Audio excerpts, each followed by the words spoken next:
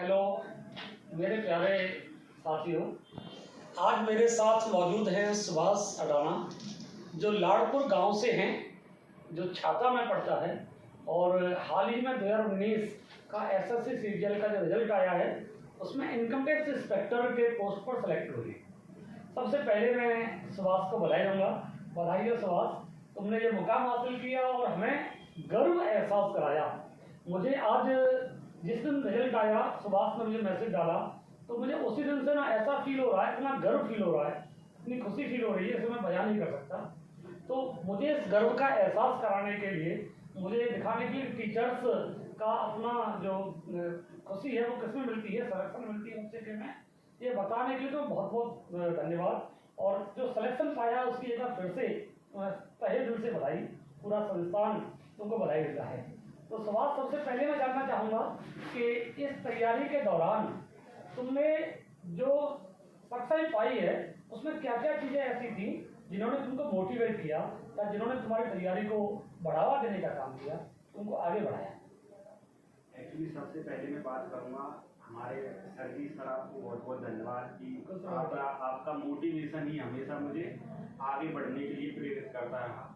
मैंने हर स्टेप पर, मुझे जब भी हतोत्साहन हुआ, थोड़ी सा भी डिमोटिवेशन हुआ, मैंने हमेशा सर से बात की और सर ने मुझे हमेशा मोटिवेट किया।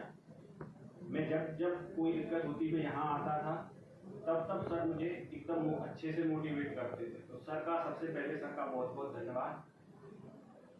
सुभाष, मैं एकदम मान रहा हूँ तुम्हारी बात, लेकिन जब जैसे तुम्हारी मुलाकात सबसे पहले 16-17 के सेशन में हुई थी, उसके बाद सुभाष का सिलेक्शन हुआ 2018 में भी हुआ, एक बार असिस्टेंट के मतलब हुआ, टैक्स असिस्टेंट। तो CHSL में भी सुभाष के नंबर बहुत अच्छे थे, लगातार सिलेक्शन होते रहे। इन सिलेक्शंस में जैसे डिमोटिवेशन में तो ठीक है, हमारी आपकी बात हुई और भी कई सारी चीज़ें थी, लेकिन तैयारी के दौर में क्या क्या प्रॉब्लम्स आती हैं, वो प्रॉब्लम्स बच्चे को कौन कौन सी प्रॉब्लम्स फेस करनी होती है, उनके बारे में बताएं। सबसे पहले तो होता है कि हमारे जो माँ बाप है ना वो जानते नहीं है, क्योंकि वो हमेशा पढ़े लिखे नहीं होते। गांव में से तो मोस्टली पढ़े लिखे नहीं होते। एसएससी का पता ही नहीं, एसएससी क्या होता है। हाँ बिल्कुल सर, उनको एसएससी क्या, उनको पता ही नहीं होता कि हमारे बच्चों को किस तरह की तैयारी करनी चाहिए। ये सबसे ज़्यादा दिक्कत आती है कि क्या होता है कि भाई बच्चे को बस एक ही चीज़ बता दी जाती है कि भाई तुम्हें कांस्टेबल बनना है या ये सारी चीज़ें। उनको कभी यही नहीं बताया जाता कि बेटे तुझे ऑफिसर बनना है, क्योंकि उनको इतना जानकारी होती नहीं है माँ बाप को। तो ये सबसे बड़ा काम होता है गुरु का। तो जैसे जैसे मैं यहाँ आया तो सर ने बताया कि भाई मैं 2016 में मैंने बैच यहाँ ज्वाइन किया था सबसे पहले, तो मुझे बहुत अच्छा लगा उस टाइम। तो मैं पढ़ता रहा, बस हमेशा बस एक ही जज्बा था कि मुझे RD मंत्रा टॉप करना है। जब कोई पेपर होता था मैं बस एक ही चीज़ में लग जाता कि मुझे RD मंत्रा टॉप करना है। बस सबसे ज़्यादा जरूरी है कि आप वो चीज़ सोच लो, डिजायर बना लो, एक कोई लक्ष्य बना लो, मुझे अभी RD मंत्रा टॉप करना है, यहाँ से मेरी अगली सीढ़ी प्रारंभ होगी। पहले एक लक्ष्य हासिल करो, उसके बाद फिर से अगले स्टेप पे आ जाओ। मैं जब यहाँ आया था तो मैंने बस ऐसे ही बैच ज्वाइन कर लिया CGL का। मुझे सही बताऊँ तो फुल फॉर्म भी नहीं पता था, लेकिन यहाँ टीचर्स ने इतना अच्छे से गाइड किया, सर ने अच्छा पढ़ाया और मैम ने भी अच्छा पढ़ाया, सब ने इतना अच्छा पढ़ाया, इतना मोटिवेशन मिला कि बस उस दिन से मैंने यहाँ पढ़ के प्री दिया। बस उसी दिन सोच लिया प्री क्लियर करने के बाद 2017 का कि मुझे कुछ करना है और मुझे करना है तो CGL क्लियर करना है।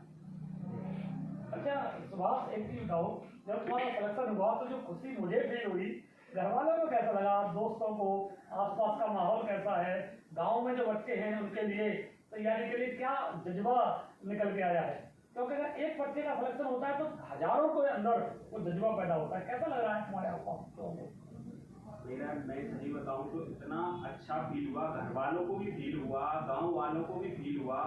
हर इंसान को मतलब एक ऐसा मोटिवेशन मिला कि भाई एक छोटे से गांव से बंदा इनकम टैक्स इंस्पेक्टर बन सकता है तो कोई कुछ भी कर सकता है। यहाँ मैंने सर को बताया सबसे पहले, उसके बाद इतने सारे लोगों ने इतनी बधाइयाँ दी, इतने सारे मैसेज आए, सबने स्टेटस लगाया, तो घर वाले भी खुश थे, हम भी खुश थे। बस यही खुशी चाहिए थी, बस वही मिलती है। अच्छा सुभाष, जब 2017 में तुम्हारी मुलाकात हुई थी तो शायद जैसे भी आपने जिक्र दिया मैम का, तो छवि मैम उस समय इंग्लिश में थी हमारे यहाँ। उसके बाद भी फैकल्टी हम वैसे ही प्रोवाइड कराई, सेलेक्टेड है अभी। तो मैं तो बस इतना कहूँगा कि संस्थान हमेशा बच्चों का साथ देता है। लेकिन एक बात कहो सुभाष, जब तुम्हारा सिलेक्शन हुआ, सिलेक्शन के बाद बहुत सारे लोगों ने बधाइयाँ दी, लेकिन सिलेक्शन के बाद भी अभी तुम्हारा कुछ और अगला टारगेट है या इसके बाद ये है कि सिलेक्शन हो गया, इंस्पेक्टर मिल गया, बढ़िया पोस्ट है, मलाई की पोस्ट है, इसलिए काम मिल जाएगा, या आगे भी प्लान है तुम्हारा? बताओ सर। देखो, सबसे पहला मैं बताता हूँ कि मेरा सबसे मेन ऑब्जेक्टिव है कि अपने गांव में, अपने एरिया में शिक्षा का एकदम उद्धार कर देना। बिल्कुल बिल्कुल, यही प्रयास हम भी कर रहे थे, जानते अच्छे से। और बस जितने बच्चे जुड़ सकें इस संस्थान से हो या किसी और कोचिंग से, कोई भी बच्चा जितना जुड़ सके, जितना प्रयास कर सके, जितनी पढ़ाई कर सके, किसी स्कूल में कर सके या कहीं भी कर सके, बस सबसे मेन उद्देश्य मेरा कैसे भी करके शिक्षा को अच्छा बनाना। ठीक ठीक। अच्छा, अभी आगे का प्लान क्या है? जैसे अभी सिलेक्शन हो गया है कि अभी ज्वाइनिंग में थोड़ा समय लगेगा और लगातार एसएससी का पिछले काफ़ी समय से ये रहा भी है, तो वो थोड़ा टाइम लेते हैं, 2 4 6 महीने तुम मान के चलो, 6 से 8 महीने भी लग सकते हैं ज्वाइनिंग में। तो इस बीच में क्या तुम्हारा प्लान है बच्चों के लिए? अभी तो मैं सोच रहा हूँ कि इस संस्थान ने मुझे इतना सब कुछ दिया, मतलब मेरी अपनी ज़िंदगी क्या, मेरी 7 पीढ़ियों की ज़िंदगी बना दी। अब बस मैं उसके लिए कुछ करना चाहता हूँ। जब तक मेरी ज्वाइनिंग नहीं होती तब तक बस अपने एरिया और अपने संस्थान के लिए आरडी मंत्रा में बस ये है कि सही से टीचिंग हो जाए। बस मैं टीचिंग करके यहाँ बच्चों को अच्छे से गाइड करना चाहता हूँ। हाँ, तो मैं मान के चल रहा हूँ बच्चों को, मैं ये आज सुबह बोल भी दिया था बच्चों को कि जो एसएससी का एग्जाम दे रहे हैं उनको सुभाष के कुछ क्लासेज मैं जरूर दिलवाऊंगा, क्योंकि हाल ही में सेलेक्ट भी हुए हैं। सेलेक्ट होने के बाद जो एक्चुअल में जो प्रॉब्लम्स आती हैं तैयारी के दौरान, उन सबको कैसे हैंडल किया जाता है और कैसे टैकल किया जाता है, कैसे उन चीज़ों को सॉल्व किया जाता है, वो देखना है। अच्छा सुभाष, एक प्रश्न और मेरा, जैसे बच्चे के दिमाग में होता है कि उनको क्या पढ़ना है क्या नहीं पढ़ना है, तो मैथ्स में कौन सी बुक, इंग्लिश में क्या, जीएस में क्या, रीजनिंग में क्या, बच्चा क्या पढ़े कि वो जल्दी सेलेक्ट हो? एक बार ये हम लोग तो बताते रहते हैं, लेकिन जो सेलेक्ट होता है बच्चे को उसके मुँह से सुनने को मिलता है ना, तो लगता है कि हाँ एकदम सही चीज़ बता रहे हैं। तो एक बार मुझे बताओ जरा कि क्या कौन कौन सी बुक्स और चीज़ें हैं जो बच्चों के लिए आप रेफर करना चाहेंगे? मैं सब्जेक्ट वाइज बता देता हूँ। हाँ, सबसे पहले आते हैं मैथ एक ऐसा सब्जेक्ट है कि वो एक बार में हम एक बुक पढ़ के ना, मतलब एक बार बुक को पढ़ के कुछ नहीं कर सकते। जी। एक बुक को 3 बुक पढ़ने से अच्छा है एक बुक को 3 बार पढ़ लिया। 3 बार पढ़ लिया, बिल्कुल। आप जब पहली बार में बुक सॉल्व करते हो ना, तो हो सकता है आपको 40% आए बुक का, उसके बाद नेक्स्ट टाइम सॉल्व करोगे तो आपको 60% आएगा, उसके बाद 80%। एक दिन ऐसा आता है समय कि आप उसका 100% सॉल्व कर लेते हैं। आजकल बच्चों की दिक्कत क्या है कि उनसे बस क्वेश्चन सॉल्व नहीं हो तो उनका मूड खराब हो जाएगा। उनको लगेगा कि यार सॉल्व होते जाएगा तो अच्छा है, सॉल्व होना रुका तो वही गड़बड़। बिल्कुल वही हो रहा है आजकल। लेकिन वो ये नहीं समझते कि हम बचपन में थोड़े, जब हम पैदा होते हैं ना तभी ABCD सीखते हैं, पेट से तो ABCD सीख के नहीं आते।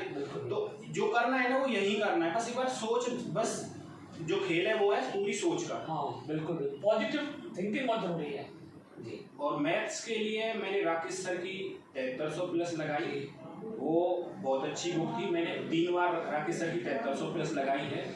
उसके बाद मैंने राकेश सर की एक एडवांस की बुक आती है, उसमें हाँ मैंने प्रॉपर तरीके से एडवांस की बुक लगाई।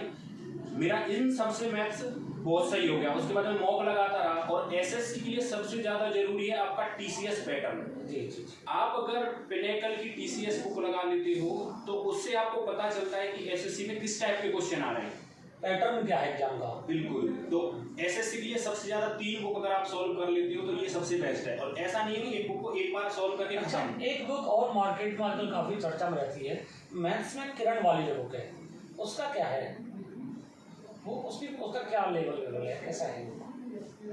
किरण की बुक ऐसे तो मैंने पढ़ी नहीं है। अच्छा। हाँ, मैंने किरण की बुक कभी पढ़ी नहीं है, लेकिन उसमें सारे प्रीवियस ईयर क्वेश्चन हैं। और प्रीवियस आप जैसे जो रिपीट होता है ना वो सब प्रीवियस ईयर ही रिपीट होता है। जी। जितना भी रिपीट होता है प्रीवियस ईयर ही रिपीट होता है। उसमें क्या है कि 11,000 प्लस क्वेश्चन हैं, तो मोस्टली क्वेश्चन से उसके प्रैक्टिस बहुत अच्छी हो जाती है। और इंग्लिश में जैसे इंग्लिश के लिए मैंने क्रिस्टोफर सर की मास्टरपीस लगाई, क्योंकि इसमें बहुत सारी इतने क्वेश्चंस एंड सब होता है, तो उससे प्रैक्टिस बहुत अच्छी हो जाती है। उसके बाद इंग्लिश की मैंने क्रिस्टोफर सर की BMW याद की, सारे 1 वर्ड सब्स्टिट्यूशन एंड जितना भी उसका वोकैब था। उसके बाद फाइनल टाइम पर मैंने ब्लैक बुक पढ़ी इंग्लिश के लिए। इन सब से मेरा इंग्लिश का एक तो ग्रामर सही हो गई, एक वोकैब सही हो गई। उसके बाद मुझे 2018 में जब मैंने पेपर दिया तो मुझे मेरा रीडिंग कंप्रेशन वीक था। तो मैंने सोचा कि वीक चीज़ को वीक क्यों रहने दें, सबसे ज़्यादा जो इम्प्रूवमेंट होता है वो होता है वीक में। तो मैंने क्या किया, मैंने नॉवेल्स पढ़ना स्टार्ट किया, जिससे लैंग्वेज में मेरी इंग्लिश लैंग्वेज जो पैसेज आते हैं और PQRS आते हैं और क्लोज टेस्ट, ये बहुत अच्छा हो गया, तो एकदम हाई लेवल हो गया। तो ये वीक चीज़, ये 3-4 चीज़ें मैंने की तो इंग्लिश मेरी बहुत अच्छी हो गई। अच्छा, SSC के बच्चे को GS से बहुत डर लगता है। GS में बताओ, तुम तो मेरे स्टूडेंट रहे हो काफ़ी समय से, तो GS में कैसा तुम्हारा अनुभव रहा, क्या रहा, GS में क्या रहता है, मुझे क्या बताओ। एक्चुअली मैं सर के पास आया तो सर ने बोला कि भाई, मैंने कहा सर ऐसे GS सही नहीं है मेरी। तो सर ने कहा कि भाई मैथ्स कितनी देर पढ़ते हो, तो मैंने बोला कि मैथ्स 7-8 घंटे पढ़ता हूँ। तो बोले कि भाई मैथ्स तो तुम 7-8 घंटे पढ़ रहे हो तभी तो मैथ्स सही हो रही है, GS 7-8 घंटे पढ़ोगे तो GS सही हो जाएगी।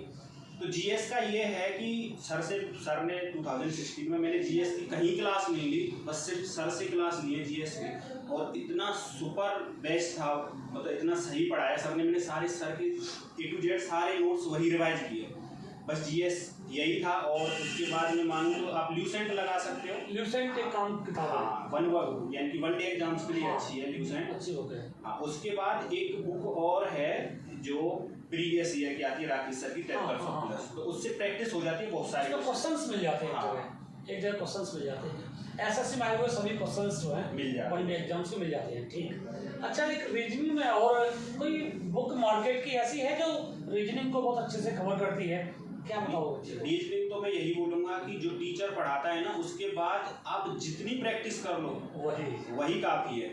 आपको टीचर जो बुक बता देता है, रीजनिंग के लिए कोई स्पेशल ऐसी बुक है नहीं। वैसे TCS की जो है पिनेकल वाली बुक, वो रीजनिंग के लिए अच्छी है क्योंकि हमें समझ आता है कि SSC का पैटर्न क्या है।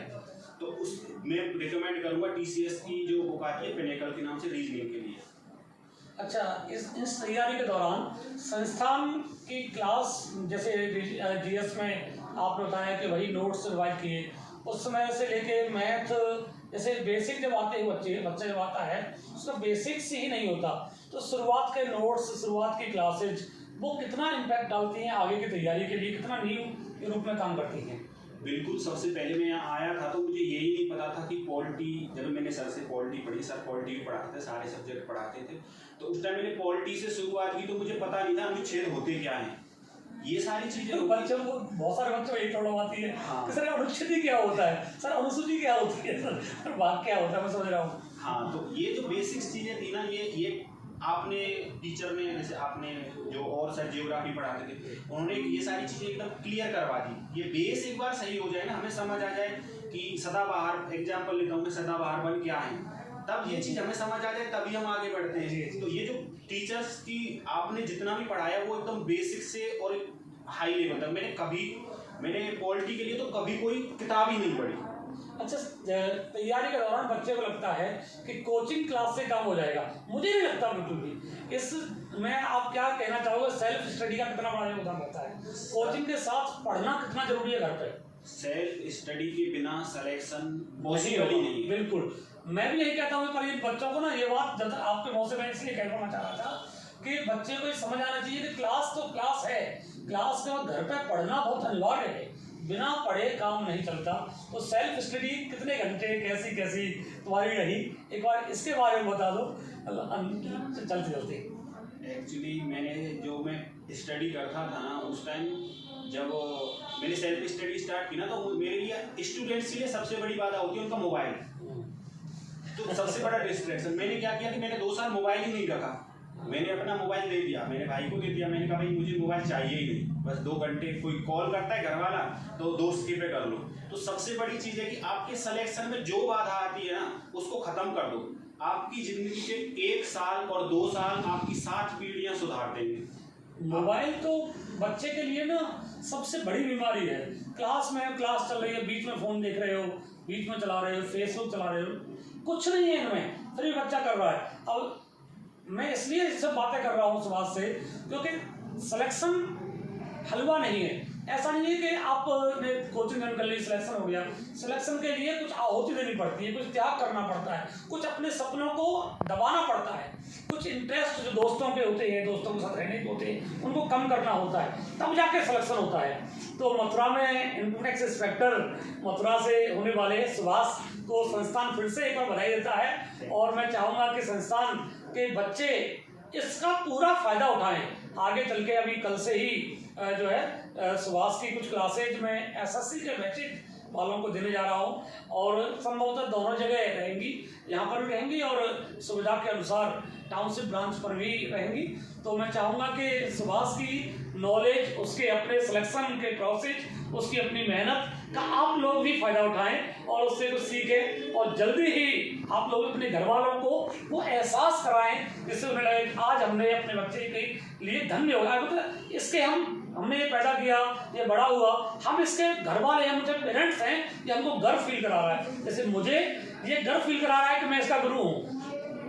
शिष्य हमेशा गुरु को गर्व फील कराता है, वो सेलेक्ट होता है। जैसे मुझे गर्व फील हो रहा है, ऐसे जल्दी आप लोग भी गर्व फील कराएं। धन्यवाद, थैंक यू सुभाष। एक बार फिर से बड़ा धमाका करना है इस बार, ठीक है ना? थैंक यू, धन्यवाद।